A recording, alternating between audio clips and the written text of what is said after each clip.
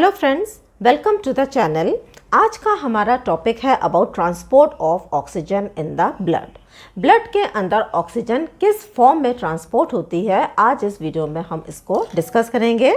लेकिन ये जो ऑक्सीजन है ये ब्लड में आई कहाँ से, है ना। तो पहले तो ये कहाँ से आई, किस फॉर्म में ये ब्लड के अंदर ये ट्रांसपोर्ट हो रही है और कहाँ ये ऑक्सीजन जाएगी, इन तीनों पॉइंट्स के अंडर हम ट्रांसपोर्ट ऑफ ऑक्सीजन को डिस्कस करेंगे और एंड में हम ऑक्सीजन हीमोग्लोबिन डिसोसिएशन कर्व को भी डिस्कस करेंगे, है ना। तो शुरू करते हैं आज का वीडियो।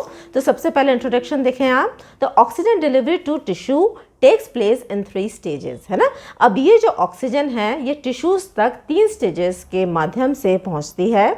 पहला है uptake of oxygen by the blood in the lungs, है ना। तो फर्स्ट स्टेज क्या है, ऑक्सीजन का लंग्स के अंदर आना, दैट इज थ्रू इंस्पिरेशन, है ना। जब हम सांस लेते हैं तो एटमॉस्फेयर की जो एयर है जिसके अंदर मिक्सचर ऑफ गैसेज हैं, ऑक्सीजन, कार्बन डाइऑक्साइड, नाइट्रोजन, तो oxygen is taken inside. Second है transport of oxygen in the blood. अब ये जो ऑक्सीजन हमने इनहेल करी है ये ब्लड में किस तरीके से ट्रांसपोर्ट होती है, कौन सा रूट है जिसके द्वारा ये ब्लड के अंदर ट्रांसपोर्ट होती है, इसको हम डिस्कस करेंगे। और तीसरा है delivery of oxygen to the tissues, है ना। तो पहला पॉइंट है हमारा uptake of oxygen by the blood in the lungs, है ना। तो ये हमारे लंग्स हैं, ठीक है। This is the trachea. Trachea divide करता है ब्रोंकस में, ब्रोंकस फर्दर डिवाइड करते हैं ब्रोंक्यूल्स में, और ये जो ब्रोंक्यूल्स हैं finally they invade the lungs and these lungs consist of numerous air sac like species जिसको हम बोलते हैं एल्वेलाई, है ना। तो ऑक्सीजन एटमॉस्फेयर से, ट्रकिया से होती हुई, ब्रोंकस से होती हुई, ब्रोंक्यूल से होती हुई ultimately it reaches the alveoli, ठीक है।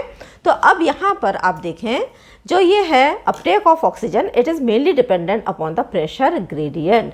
जितना ज़्यादा दो एरिया के बीच में प्रेशर डिफरेंस होगा उतना ही आसानी से गैसेस का मूवमेंट होगा, है ना। So difference in partial pressure of the gas, है ना। तो यहाँ पर एटमॉस्फेयर का जो पार्शियल प्रेशर होता है it is about 159 millimetre of mercury PO2, और यहाँ का जो एल्वेलर एयर का जो पार्शियल प्रेशर ऑफ ऑक्सीजन होता है ये 104 मिलीमीटर ऑफ मर्करी होता है ना। सो air is inspired in, okay. अब जब यहाँ से एल्वेलाई में आने के बाद में this is taken up by the blood, है ना। अब ये जो ब्लड है partial pressure of oxygen of the Venus and 40 millimetre होता है और PO2 हमारा एल्वेलर एयर का 104 मिलीमीटर ऑफ मर्करी होता है।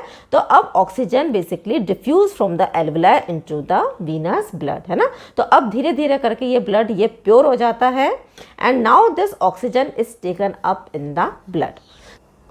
Second point is transport of oxygen in the blood. तो ब्लड के अंदर ये ऑक्सीजन किस फॉर्म में ट्रांसफर हो रही है, तो यहाँ पर आप देखें ये 2 फॉर्म है जिसमें कि ऑक्सीजन ट्रांसफर होती है। पहला है it is dissolve in plasma. Plasma के अंदर ये डिजॉल्व होती है as a simple physical solution, है ना। लेकिन इसका जो वॉल्यूम है it is 0.3 ml per 100 ml और 3%, यानी कि ये जो वॉल्यूम है इट इज़ क्वाइट लेस। अगर हम दूसरा फॉर्म देखें तो जो दूसरा फॉर्म है it is transported as a chemical combination, that means oxygen binds with haemoglobin, है ना। हीमोग्लोबिन एक रेड कलर का पिगमेंट होता है जो कि RBCs के अंदर प्रेजेंट होता है।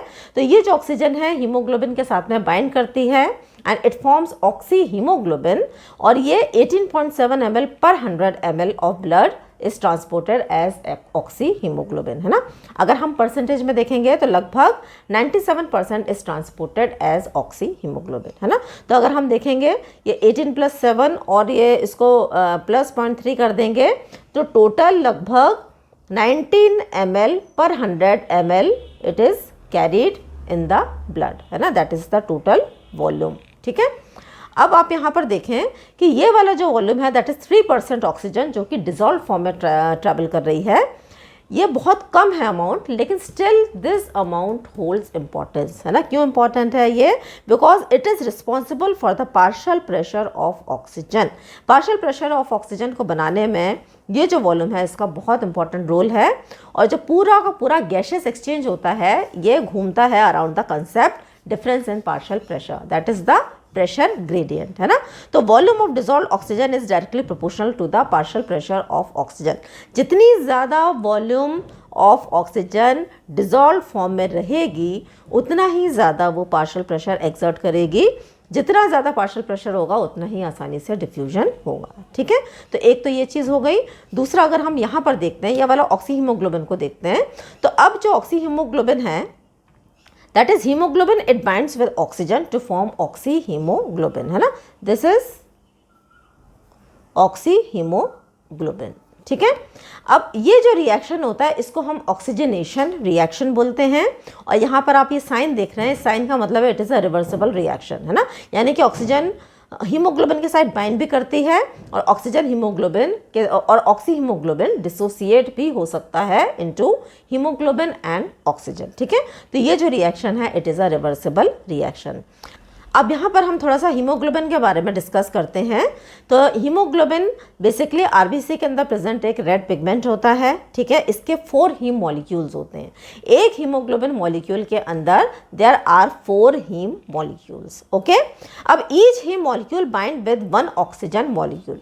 एक हीम एक ऑक्सीजन के साथ बाइंड करेगा और एक हीमोग्लोबिन में 4 हीम मॉलिक्यूल हो गए, तो इसका मतलब क्या हो गया, एक haemoglobin will bind with 4 oxygen molecule, है ना। तो एक हीमोग्लोबिन 4 ऑक्सीजन मॉलिक्यूल के साथ बाइंड करता है। ये बहुत इंपॉर्टेंट पॉइंट है, it must not be forgotten, है ना, ये याद रखना है हमको। ठीक है, haem molecule is bind to alpha और बीटा चेन। अब जो हीम मॉलिक्यूल है ये अल्फा और बीटा चेन से बाइंड होता है। कैसे, हम देखते हैं। इस डायग्राम में देखें, this is the diagram of a haemoglobin molecule, है ना। तो जो adult haemoglobin it has globin chains 2 alpha and 2 beta chains. तो यहाँ डायग्राम में देखें, ये जो ब्लैक कलर की हैं ये हैं अल्फा चेन्स और ये जो ग्रीन वाली चेन्स हैं these are the beta chain. तो एक हीमोग्लोबिन के अंदर ये 2 अल्फा हो गई और ये 2 बीटा चेन्स हो गई। ठीक है, अब हमने अभी क्या पढ़ा था कि एक हीमोग्लोबिन के अंदर 4 हीम होते हैं, है ना। ये 1 2 3 4, ये 4 हीम मॉलिक्यूल्स होते हैं। Haem has iron in ferrous form.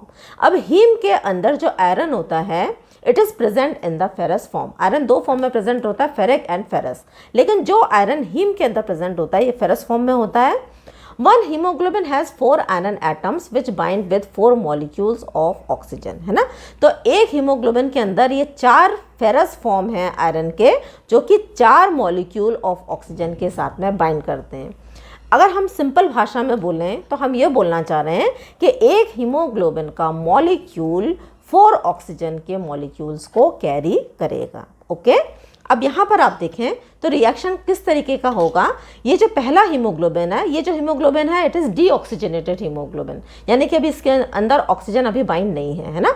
तो ये जो हीमोग्लोबिन है ये ऑक्सीजन के साथ बाइंड करके फॉर्म होगा Hb4O2, है ना। This is the first oxy haemoglobin, है ना।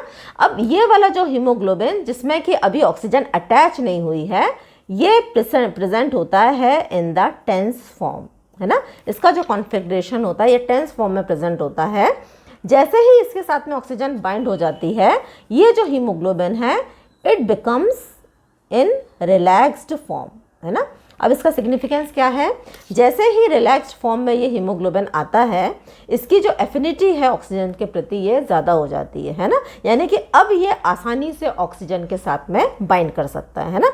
और जो तीसरा हीमोग्लोबिन है यानी कि जैसे जैसे हम नीचे जाते जाएंगे इक्वेशन में जो एफिनिटी है हीमोग्लोबिन की बाइंड करने की टुवर्ड्स द ऑक्सीजन ये बढ़ती जाती है और जो रिएक्शन है ये मैनी फोल्ड्स ये स्पीड अप होता जाता है। ठीक है, अब यहाँ पर एक टर्म है, कुछ बेसिक कंसेप्ट्स हैं जो कि जानना बहुत ज़रूरी है।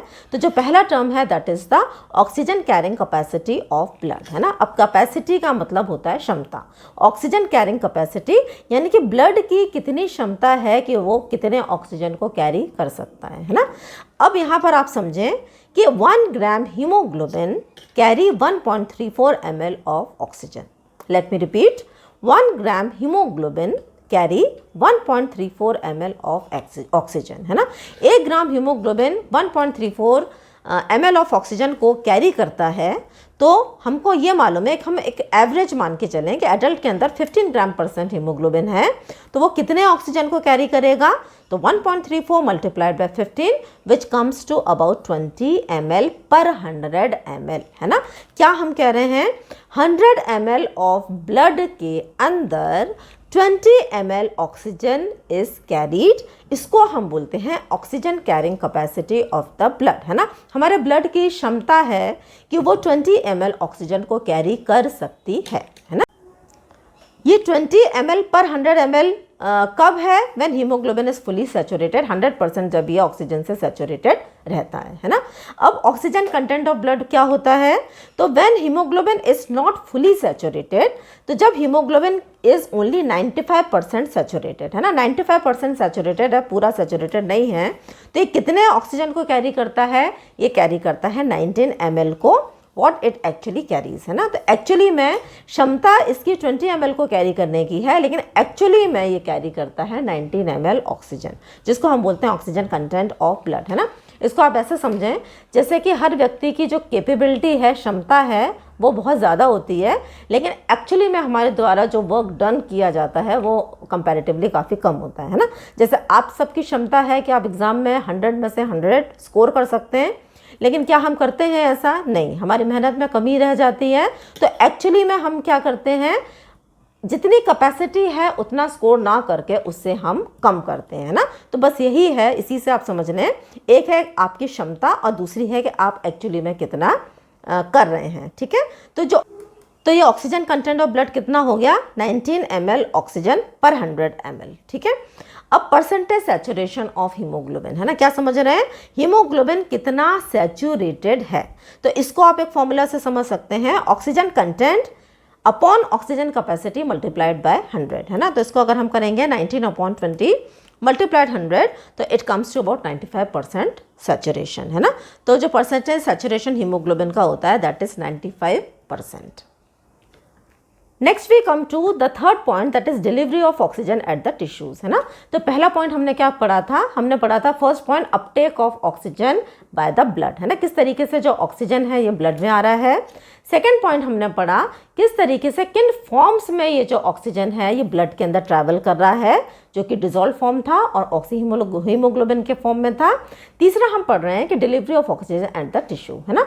तो अब ये जो ऑक्सीजन है बेसिकली सिस्टमिक सर्कुलेशन से होता हुआ ये डिलीवर होता है इनटू द टिश्यूज, है ना। टिश्यूज के अंदर PCO2 बहुत ज़्यादा होता है, लेकिन ऑक्सीजन का पार्शियल प्रेशर कम होता है।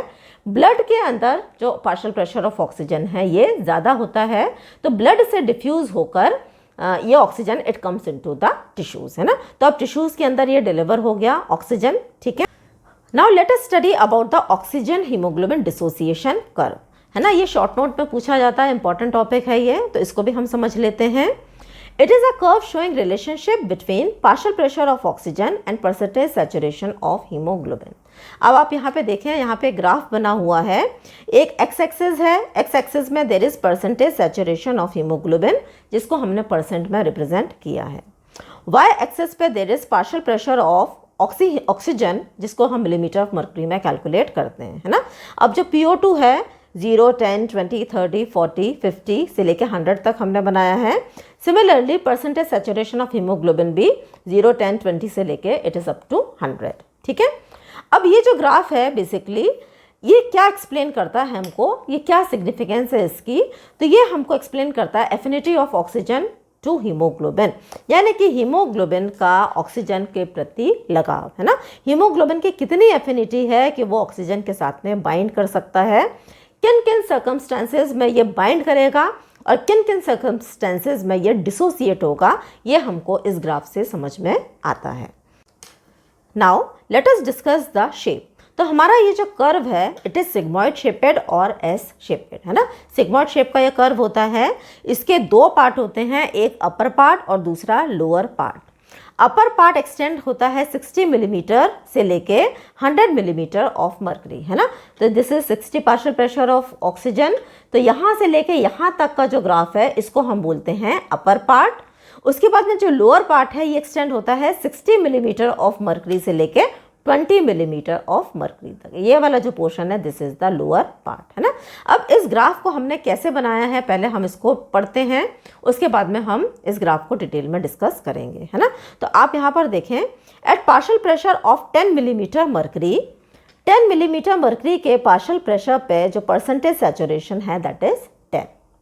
Then at 26 millimetre of mercury, ये जो मैंने रेड कलर से बनाया है, यहाँ पर अगर हम देखेंगे तो percentage saturation of haemoglobin is 50, है ना। अगर हम यहाँ से एक लाइन ड्रॉ करें, यहाँ से ड्रॉ करें, तो ये कहाँ पर आएगी, एट दिस पॉइंट, ठीक है। 40 मिलीमीटर ऑफ मर्करी के पार्शियल प्रेशर पे जो परसेंटेज सैचुरेशन हीमोग्लोबिन का है दैट इज 75। मैंने रेड कलर से इसलिए मार्क किया है क्योंकि इंपॉर्टेंट वैल्यूज़ हैं और ये आपको याद रखनी है। 60 मिलीमीटर ऑफ मर्करी के पार्शियल प्रेशर पर there is 90% saturation of haemoglobin. 60 से 100 में ज़्यादा कुछ डिफरेंस नहीं है, कर्व हमारा मोर और लेस फ्लैट है। और 100 मिलीमीटर ऑफ मर्करी के पार्शियल प्रेशर ऑफ ऑक्सीजन पे, ये दिस इज़ द 100, यहाँ पर आता है परसेंटेज सैचुरेशन 95%, है ना। तो इस तरह अब हम ये सारे डॉट्स को जब ज्वाइन कर लेंगे तो हमारा ये ऑक्सीजन हीमोग्लोबिन डिसोसिएशन कर्व तैयार हो जाएगा, ठीक है।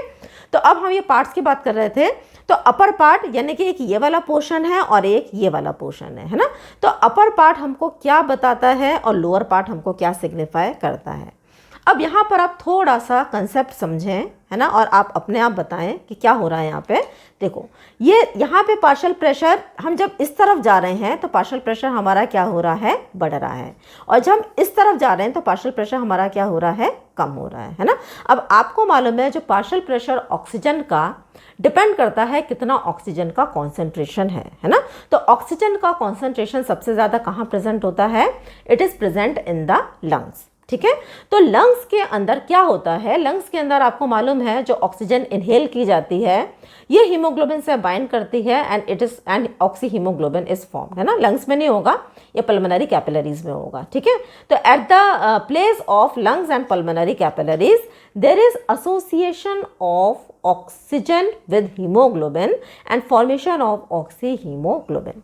तो upper part of the graph हमारा क्या इंडिकेट करता है, uptake of oxygen by haemoglobin, है ना। यानी कि हीमोग्लोबिन ऑक्सीजन के साथ में बाइंड कर रहा है और ऑक्सी हीमोग्लोबिन को बना रहा है ना। और ये प्रोसेस कहाँ होगी, तो ऑब्वियसली ये प्रोसेस कहाँ हो रही है, लंग्स और हमारे पल्मोनरी कैपिलरीज के अंदर हो रही है, जहाँ पे partial pressure of oxygen is very high, ठीक है। अब हम lower part of the curve में आ जाते हैं जहाँ पे पार्शियल प्रेशर ऑफ ऑक्सीजन बहुत कम है। तो कहाँ पे कम होता है, PO2 it is less at the level of tissues, है ना, क्योंकि टिश्यूज़ के अंदर क्या हो रहा है, मेटाबॉलिक एक्टिविटी होती है, तो कार्बन डाइऑक्साइड का लेवल बढ़ता जाता है, ऑक्सीजन को टिश्यूज़ यूटिलाइज कर लेते हैं, है ना। तो टिश्यूज़ के लेवल पर ये जो ऑक्सी हीमोग्लोबिन है it dissociate into haemoglobin and oxygen, है ना। तो यहाँ पे क्या हो रहा है, इट इज़ डिसोसिएट, ये टूटता है ना। और यहाँ पे क्या होता है, there is formation of oxy haemoglobin, ठीक है। एक चीज़ और है, जो 60 से लेके जो अपर पार्ट है हमारा, यहाँ पे देखें ये जो पार्ट है ये क्या है, इट इज़ मोर और लेस फ्लैट। लेकिन जो लोअर पार्ट है 60 से लेके 20 तक का, ये वाला आप देखें बिल्कुल एकदम से क्या है, इट इज़ मोर और लेस वर्टिकल, है ना, ये स्टीप है, ठीक है, it is steep. Next we come to P50। P50 एक बहुत इंपॉर्टेंट टर्म है which is to be understood. तो P50 क्या होता है, it is the partial pressure of oxygen when the haemoglobin is half saturated, that is 50% saturated, है ना। तो ये क्या होता है देख लेते हैं हम अभी। ये जो ग्राफ में हमारा हीमोग्लोबिन जब 50% सैचुरेटेड होता है, एट दैट टाइम कितना पार्शियल प्रेशर होता है उसको हम बोलते हैं P50, है ना। तो यहाँ पर अगर हम एक लाइन ड्रॉ करें इस कर्व पे और इस पॉइंट्स को अगर हम मैच करें तो ये कहाँ पे आता है, it comes to about 26 millimetre of mercury, है ना। तो क्या मतलब हो गया, 26 millimetre of mercury it is the P50, ठीक है। This PO2 is 26 millimetre of mercury, है ना। तो इसका मतलब यह है कि जब हमारा परसेंटेज सैचुरेशन हीमोग्लोबिन का 50 होता है, एट दैट टाइम जो पार्शियल प्रेशर है हमारा it is 26 millimetre of mercury, ठीक है। अब हम शिफ्टिंग ऑफ द कर्व के बारे में समझते हैं, है ना। तो ये जो कर्व है बेसिकली यहाँ पर आप देख रहे हैं ऑरेंज वाला जो कर्व है, this is the standard curve. अब अगर कर्व ये राइट साइड शिफ्ट होता है तो ये कुछ इस तरीके से इसका डायग्राम आएगा, and if the curve shifts to left side तो इसका डायग्राम कुछ इस तरीके से बनेगा, है ना। अब अगर राइट साइड शिफ्ट हो रहा है कर्व तो ये क्या इंडिकेट करेगा? When the curve is shifted to the right side तो आप देखें क्या होगा, less affinity of haemoglobin for oxygen, है ना। तो कर्व अगर यहाँ पर शिफ्ट हो रहा है, हम इसको 50 से देखते हैं, है ना, क्योंकि P50 एक ऐसा मेथड है जिससे कि हम आसानी से कर्व्स को कंपेयर कर सकते हैं, है ना। तो यहाँ पर देखें 50% सैचुरेशन पे हमारा जो पार्शियल प्रेशर ऑक्सीजन का था 26। अब अगर हम इसको बढ़ा दें, है ना, यहाँ पर आ जाएं, ठीक है, तो 50% सैचुरेशन पे हमारा जो पार्शियल प्रेशर ऑफ ऑक्सीजन है ये 26 से क्या होगा, ये बढ़ा हुआ मिलेगा, है ना। तो ये क्या इंडिकेट कर रहा है?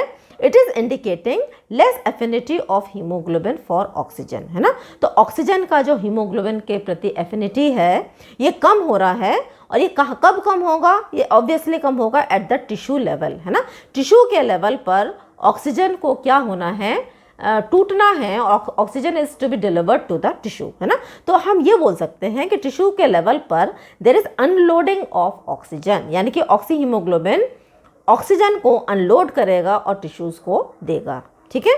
लेफ्ट शिफ्ट अगर कर्व होता है, लेफ्ट तरफ होता है, तो 50 पे अगर हम देखेंगे तो यहाँ पर जो PO2 है ये क्या होगा, PO2 कम होने लगेगी, है ना।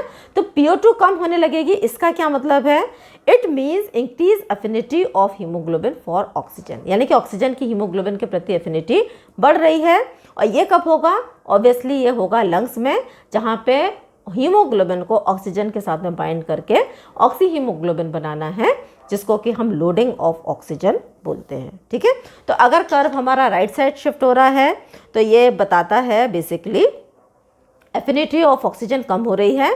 अगर ये लेफ्ट साइड शिफ्ट होता है तो affinity of oxygen is increasing, ठीक है। फैक्टर्स हैं जो कि कर्व को राइट साइड या फिर लेफ्ट साइड शिफ्ट करते हैं। तो वो कौन कौन से फैक्टर्स हैं? जो पहला फैक्टर है that is decrease in partial pressure of oxygen और increase in partial pressure of carbon dioxide, है ना। अगर ऐसा होता है जैसा कि PO2 टिश्यू के लेवल पे पार्शियल प्रेशर ऑफ ऑक्सीजन कम होता है और partial pressure of carbon dioxide बढ़ा होता है तो ये कर्व को राइट साइड शिफ्ट करता है। अब जस्ट इसका ऑपोजिट है, that is at the level of lungs and pulmonary capillaries there is more of partial pressure of oxygen, और जो PCO2 है इसका लेवल कम होता है ना। तो ये कर्व को लेफ्ट साइड शिफ्ट करता है।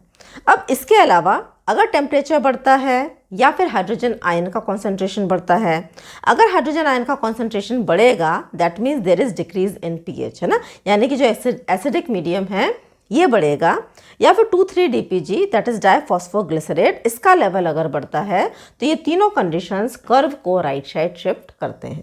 And just इसका opposite, if the temperature is decreased, if the hydrogen ions are less, or in other words, अगर pH ज़्यादा है या फिर alkaline medium है या फिर 2,3-DPG कम है तो ये सारी conditions कर्व को लेफ्ट साइड शिफ्ट करते हैं।